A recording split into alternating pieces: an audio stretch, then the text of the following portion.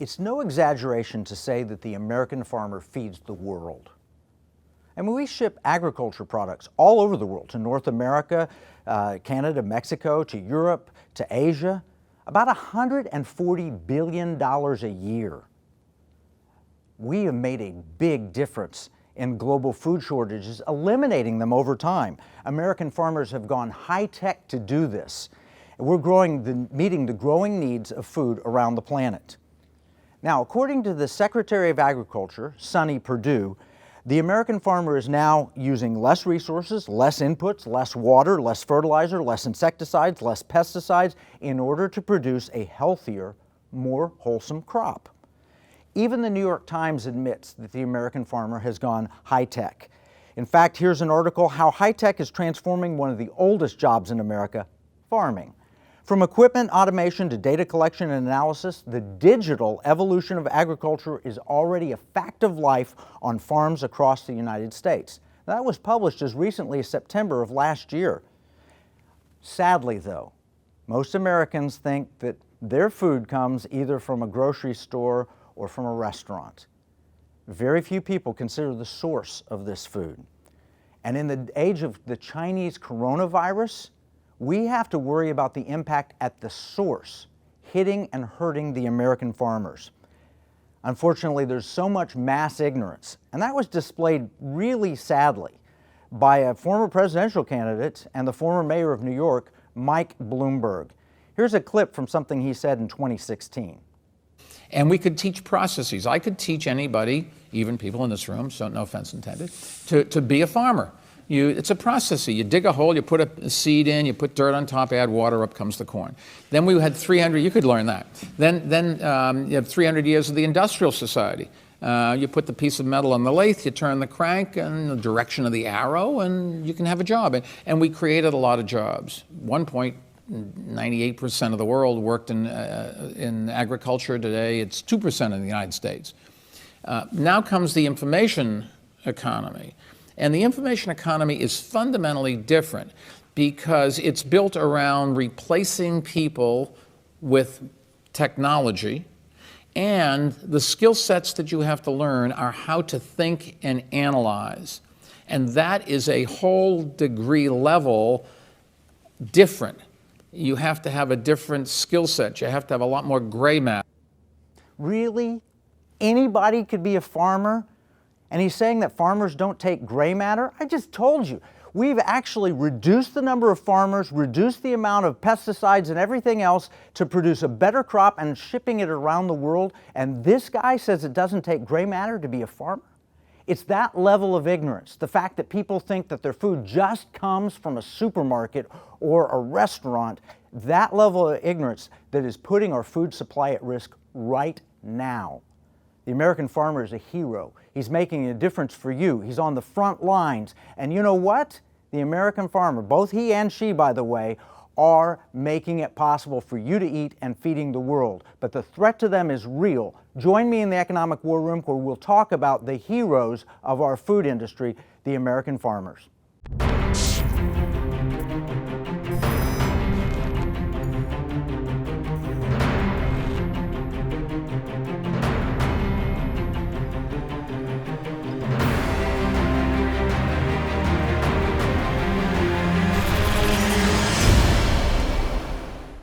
You know, we have a very special guest in the Economic War Room today. It's Mitzi Purdue. She's very accomplished in so many areas. She was the past president of the American Agri-Women Association. There's 40,000 American women that are making a difference in our food supply. She's also the daughter of the founder of the Sheraton hotel chain and the wife of the late Frank Purdue, who was one of the real pioneers in the chicken industry and the food industry.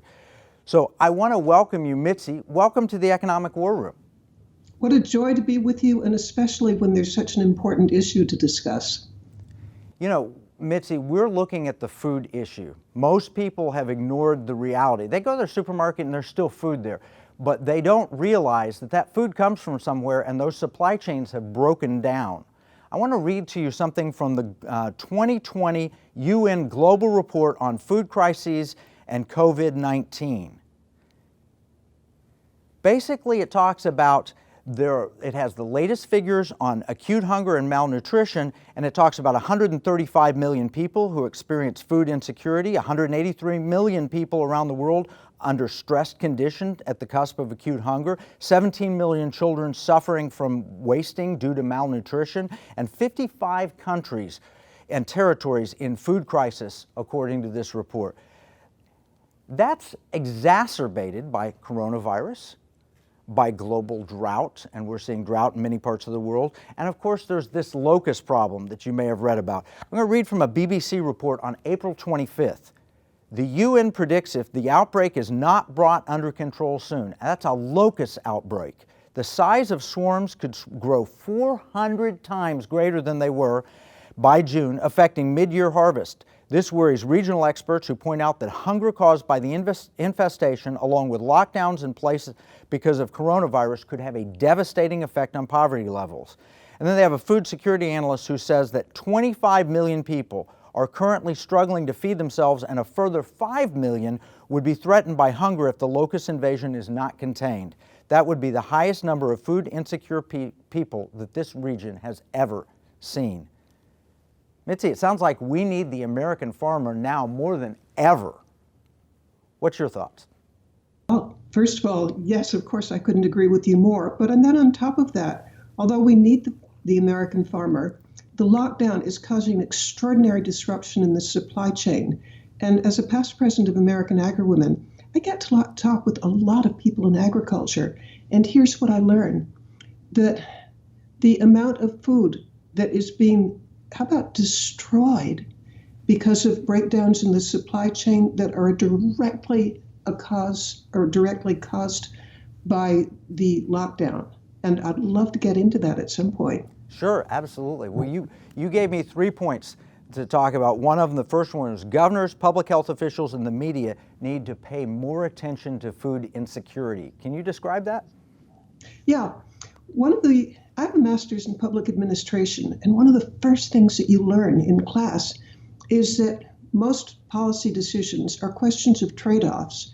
And right now, it feels to me as if people are completely focusing on the very real, the very obvious one about corona deaths. Now, of course, we should care about that, but that's not the end of the story. When we're talking about trade-offs, I'd like people to consider food insecurity, because I have talked with producers, farmers, people on the ground who are seriously worried about food riots, maybe half a year from now, because because of the disruptions caused by the lockdown, we are producing significantly less food, and that's going to translate into food scarcity.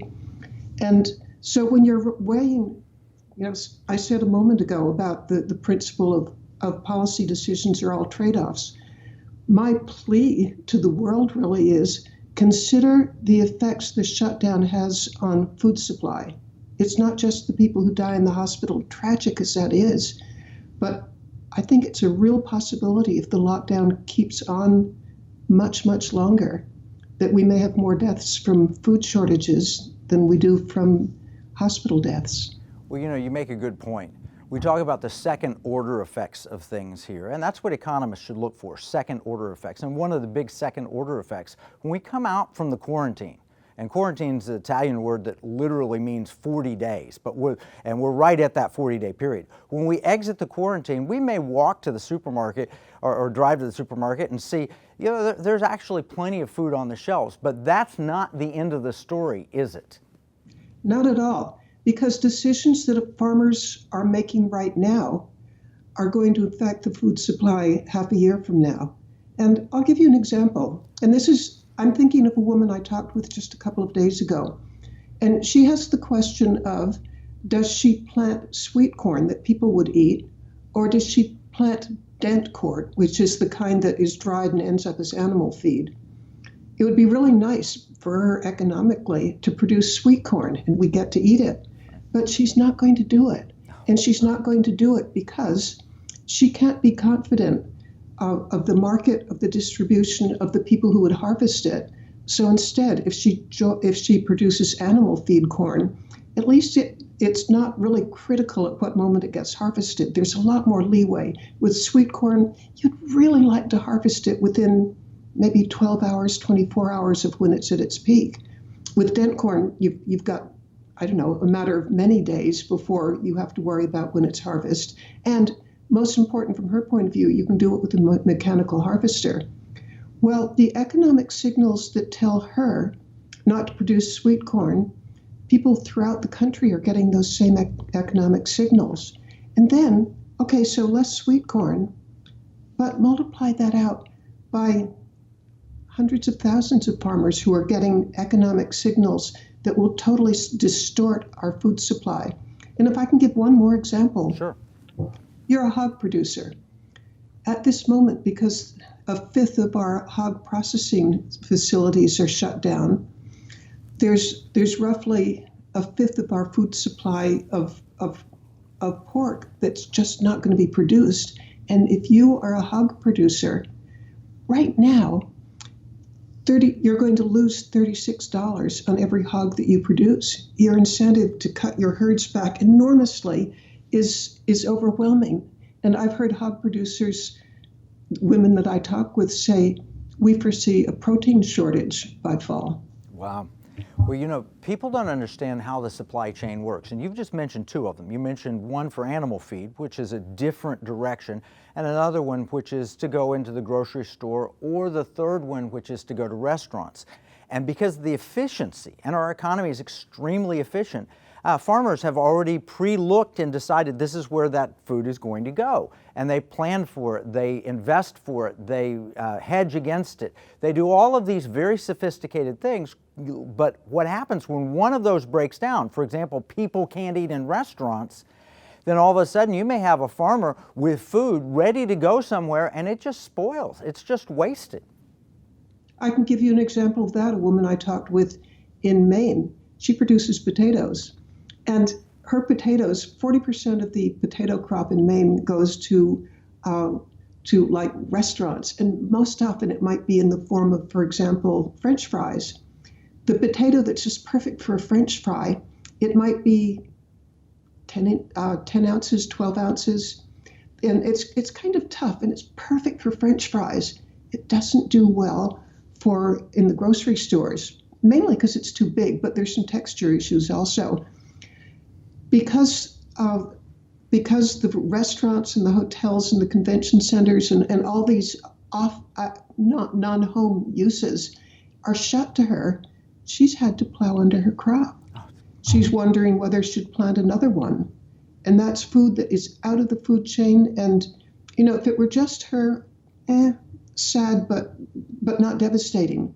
But what about it's true for farmers throughout the country? I've talked with people who've plowed under, you know, their life savings in onions, plowed under. I've talked with milk producers, dairy women, who say that right now they've been cut back 20% by all their milk production because the distribution just isn't working out. And I can explain that if you'd like. Sure.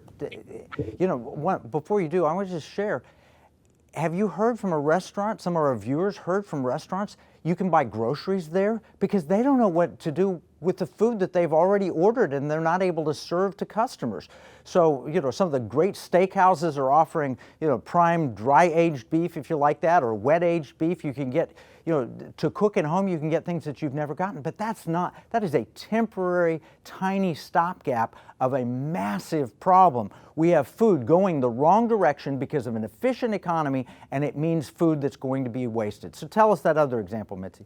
Okay, you mentioned efficient supply chain, but if we had 2 years to adjust to the lockdown, we'd all be fine. But it happened like almost overnight. And I'll give you the example from my dairy friend. She says that she produces milk, which is highly perishable. You know, within 48 hours, if it's not processed and distributed, it's not saleable. Well, she produces those little pint-sized things that you use in like schools. Now you would think, why can't she just divert it into the gallon size that the supermarkets want? Well, she tells me that the producers of the little of the gallon-sized ones, they're already running 27.4. They can't readjust to increasing the supply. Well, so what about the producers of the pint-sized ones? The machines come from China. They can't, if they had a year to adjust, they could do it easy peasy, but they don't. And so she ends up watching her milk go down the drain, and it makes her heart sick. She jokes, we shouldn't cry over spilt milk, but when you're watching your life savings go down the drain, and when you know that you exist to feed people and you can't do it, it's misery. Absolutely misery. And every additional day of this quarantine lockdown worsens the problem, doesn't it? That's my fear, because I think at this point we can recover, and I'm not foreseeing food shortages or serious desperate ones, but you keep the lockdown going long enough and you keep the restaurants closed and the hotels closed and the travel industry closed, I see it getting worse day by day, and the consequences, I'm not saying that I know this is true, but I can guarantee you that there are people talking about it. Food riots and civil disorder because of the amount of food destruction that's happening because of the lockdown. Well, you're absolutely right. As an economist, that's something you study. One of the big precursors to riot is food inflation or food shortages. And that's what lends to riots. And there's something called the butterfly effect. And the butterfly, a butterfly flaps its wings and there's a tornado caused in another part of the world or something like that. It's a great science fiction novel introduced that concept, but Ray Bradbury, but it's got a lot of truth. And so we keep the lockdown one more day, keep people in their homes one more day in New York, hoping we can save, and I do hope we can save an 85-year-old individual who doesn't get coronavirus, doesn't go on a ventilator, doesn't die. But it has second order effects. What if that extra day of lockdown so alters our food supply that, in America, we won't have as much starvation as they will in poor countries, but what if 1,000 people die in an impoverished nation? I want to look here's a headline from USA Today about drought. The headline says, mega drought emerging in western U.S. might be worse than any in 1,200 years. And it's not just in the United States they're seeing drought, it's around the world. How does a drought impact agriculture? We had a lot of resilience in the system up until COVID-19. COVID-19 is erasing our resilience. I'm actually scared agreeing with the UN person that you quoted earlier. I'm afraid this is really going to translate into starvation on a biblical level. I wish the people who are deciding about when to release their states from lockdowns and shutdowns or quarantine in place, wish they'd consider, as you say, the second order effects. Take, for example, Japan.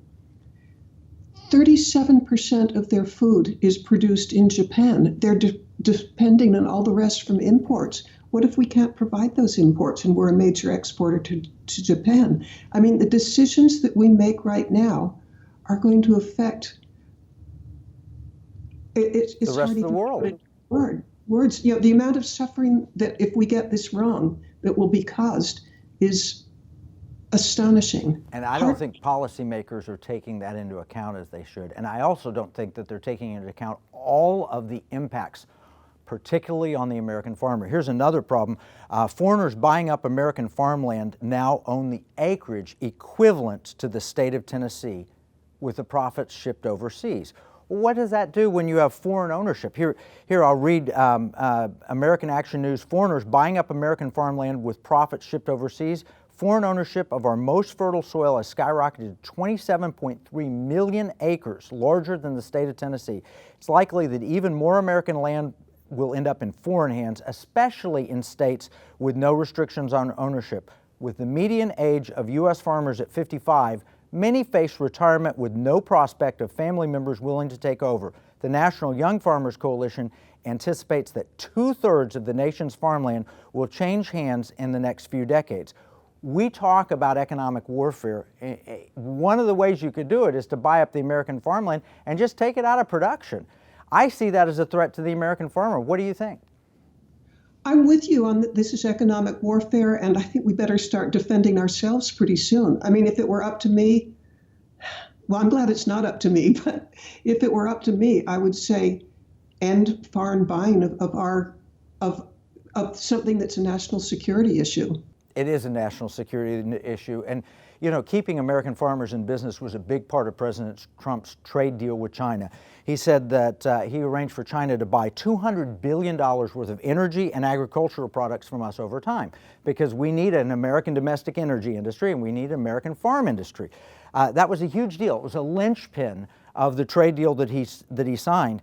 But according to Foreign Policy magazine, China can invoke a clause in the agreement that allows for fresh trade consultations between the two countries in the event of a natural disaster or other unforeseeable event like a pandemic. So they may have an out on this. So that's a third hit on the farmers, is they were pretty much guaranteed some foreign sales that are being taken away. And now we have the problem of planting season. You've already alluded to it, but we don't know if farmers are going to plant the right crops for what's going to be needed. How can they know what's going to be needed when harvest time comes? Well, again, a conversation, actually, I'm going to summarize several conversations I've had recently. But supposing you're a grain, let's say you grow corn. The market signals you're getting are, in the case of corn, there are some states where 90% of the corn goes for animal feed or for ethanol. Well, the price of ethanol has just dropped. Yeah. I mean, it's the market for that is how about gone with the low oil prices? And I'm exaggerating, not gone, but how about just dropped through the cellar? Yeah. And then the animal feed, if people are producing less chickens, you know, there's a lot of chicken companies are breaking the eggs so that they're not going to grow into chickens. There's a lot of euthanizing of the hogs. And I'm not sure what's happening with beef cattle, but the market for corn is just decimated. So your incentive, if you know you're going to lose money planting the crop, why would you plant the crop? And, you know, some people, this is the economic decisions that weigh on them. I plant this crop, I'm going to lose money. I'm not going to be able to pay for the fertilizer or the harvesting. Those economic signals are just everywhere. And how it's going to play out, I think, is going to be hugely influenced by how long the shutdown lasts. Well, and the Ag Secretary, Mitzi Purdue, is aware of some of this, but we need the American people to be aware of it because it's not even thought of. It's not even considered. Here's North Dakota State University crop economist said, in my view, for China to meet the dollar amounts for the increase in agriculture purchases, it's still possible, but it's getting more difficult as time goes by. But it's still possible. What we're talking about is as the shutdown continues, as America stays locked in our homes, eating fine because of the food that was planted last year, and eating well, at least for most of us, as we're facing that, we're looking down the road and we're seeing potential famine in certain parts of the world, and the American farmer will not have the bullets or the equipment or the things necessary to forestall the famine as we've done in the past. And you mentioned earlier food shortages and job losses. Here's a quote, LA Times, food shortages and job losses, coronavirus fuels social and political unrest around the world. The threat of social and political unrest is rising as the coronavirus crisis fuels discontent amid food shortages, job losses, and lockdowns. Again, it's the butterfly effect. And this is something that was predicted by George Soros. Yes, that George Soros. In 2012, Soros said, warning that violence on the streets was inevitable unless the problems of unemployment and debt were addressed. Soros warned this could lead to the erosion of civil liberties and installation of a police state. You know, we felt a little bit of that, a tiny bit of police state when they're telling you, stay in your homes, you can't get out of your cars at a certain place, you can't be in a park at a certain place. He said, asked about the likelihood of riots in the U.S., yes, yes, yes. It will be an excuse for cracking down and using strong-arm tactics to maintain law and order, which, carried to an extreme, could bring about a repressive political system, a society where individual liberty is much more constrained. George Soros warned, that George Soros, that we might have riots, and those riots would be precipitated by a food crisis, and we're facing that. So, Mitzi, how do we solve this? What's your best idea for supporting the American farmer? My best idea is for everybody who's making decisions on how long the shutdown lasts, take into account the possibility, how about the real possibility of not just food insecurity, but civil unrest. The farmers have every economic signal right now to plant less, and they're destroying, I think, more amounts of food than we can easily grasp. And not because they want to, but because the supply system has broken down, and the supply system is broken down because of the shutdown. So get the restaurants up and running again, get the hotels, get the convention centers. And actually, I don't want to say you must, but I do want to say please take into account these second order effects, because I think they may cost far more lives and far more liberty than you're taking into account right now. Well, we're going to get the message out. That's the purpose of the Economic War Room. What we do is we take important issues, we explain them to the American people, and then we take them to the policymakers, and we're going to give them that very direct message.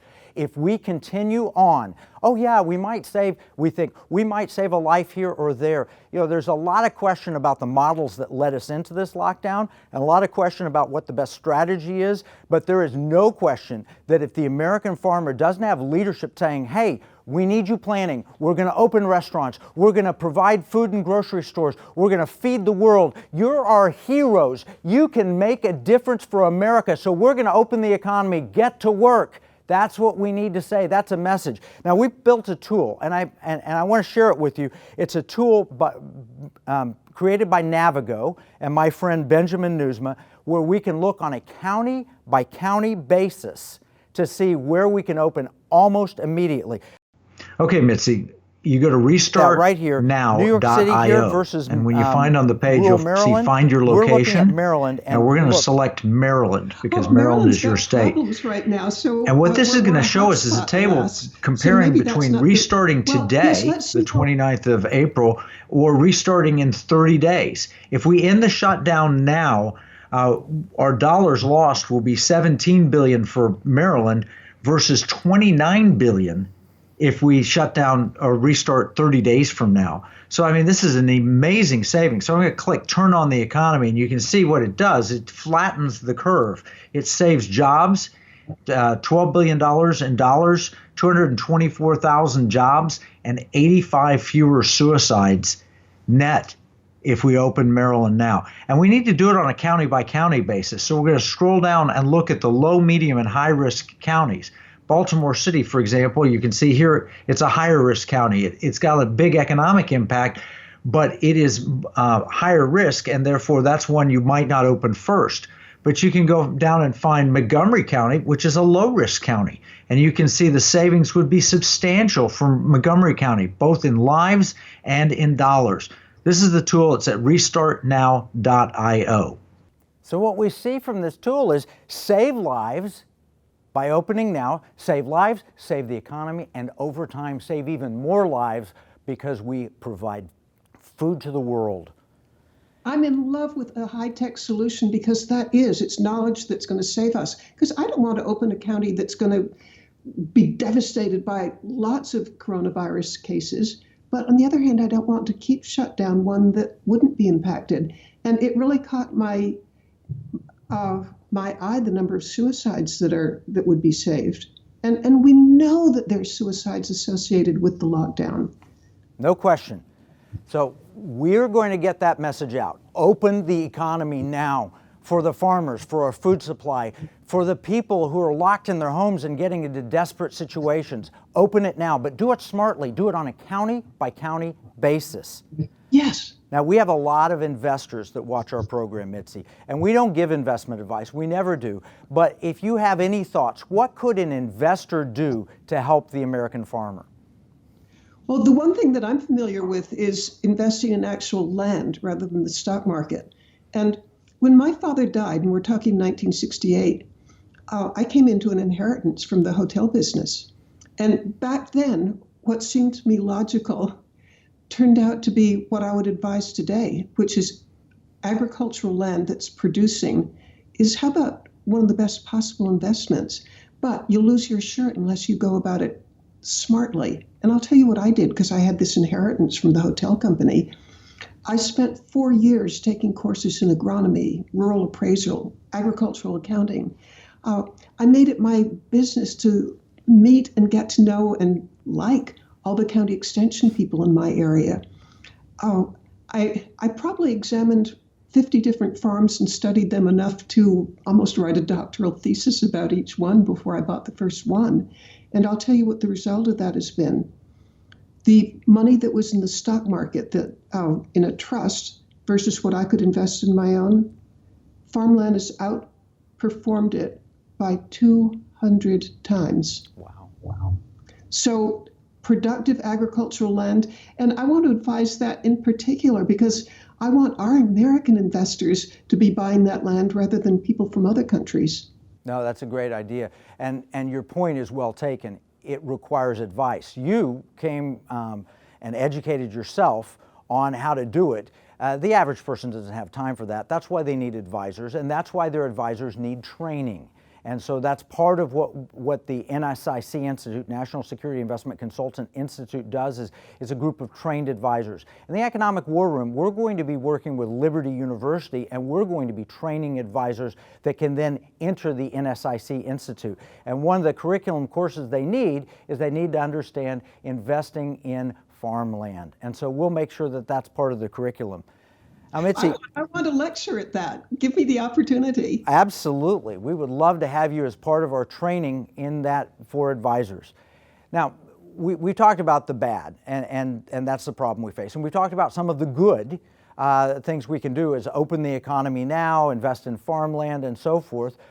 Let's talk about the beautiful, because we like to do the opposite of Clint Eastwood. He has the good, the bad, the ugly. We do the bad, the good, the beautiful. And you've written a book with Mark Victor Hansen. He's world famous. He's the co-author of Chicken Soup for the Soul. And the title of your book is How to Be Up in Down Times, 40 Tips. And so would you share a story from one of those 40 tips with us? I would absolutely love to. And by the way, probably the greatest honor of my life is co-authoring a book with Mark Victor Hansen. Wow. And let me tell people ahead of time that he's going to give this book away for the next few weeks or until it's available on Amazon. So we're going to give you an address to write to. But like one tip from it, and the book is all about being upbeat during really down times. There's one of the tips is, and it has to do with Mother Teresa and Napoleon. Okay. Napoleon had all the glamour, the riches, the status, the money. He ruled like one of the largest empires that's ever existed. At the end of his days, writing in exile, he said, I can't count 5 happy days in my entire life. Then take the contrast from that, and I'm going to draw a conclusion. Mother Teresa had a vow of poverty. The possessions that she had included 3 cotton saris and the sandals on her feet. Those are all the material possessions that woman owned. And yet, at the end of her days, she also looked back on her life, and instead of Napoleon's, I can't count 5 happy days, Mother Teresa said, my life has been a feast of unending joy. Now, what's the lesson to take from those two? Napoleon was a taker. Everything he got, whether it was the jewels or the women or the countries, he grasped, he stole, he was a taker. Mother Teresa devoted her life to giving. And her life was joyful. Napoleon's was miserable.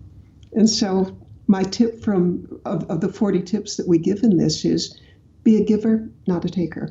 That's a great tip, Mitzi. That's tremendous. And we're going to make that book available. The authors are making it available. We'll put how to get it, the address to write to get it, in the economic battle plan that we produced for this episode.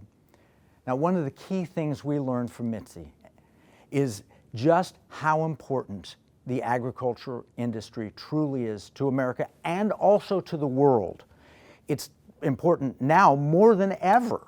Too often we take our food supply for granted, and I'm afraid that's happening right now because you can pick up the phone, call Domino's, and you get a pizza. You think that there's grocery stores there, you either go there or you have them delivered. You're more worried about toilet paper than you are whether you're going to have ground beef or chicken or even grains. But that is a problem that's going to be coming down the line because the things you're eating today were produced months ago and sent into the supply chain. Now, we need to respect and appreciate the American farmer. One of my heroes, a real pioneer in this business of sharing and communicating with the American people, was the great Paul Harvey. And Paul Harvey had a tribute to the farmer. I want you to see it. And on the 8th day, God looked down on his planned paradise and said, I need a caretaker. So God made a farmer. God said, I need somebody willing to get up before dawn, milk cows, work all day in the fields, milk cows again, eat supper, then go to town and stay past midnight at a meeting of the school board. So God made a farmer. I need somebody with arms strong enough to wrestle a calf and yet gentle enough to deliver his own grandchild. Somebody to call hogs, tame cantankerous machinery, come home hungry, have to wait lunch until his wife's done feeding visiting ladies, then tell the ladies to be sure and come back real soon and mean it. So God made a farmer. God said, I need somebody willing to sit up all night with a newborn colt and watch it die, then dry his eyes and say, maybe next year. I need somebody who can shape an axe handle from a persimmon sprout, shoe a horse with a hunk of car tire, who can make harness out of hay, wire, feed sacks, and shoe scraps, who planting time and harvest season will finish his 40-hour week by Tuesday noon and then painin' from tractor back put in another 72 hours. So God made a farmer. God had to have somebody willing to ride the ruts at double speed to get the hay in ahead of the rain clouds and yet stop in midfield and race to help when he sees the first smoke from a neighbor's place. So God made a farmer.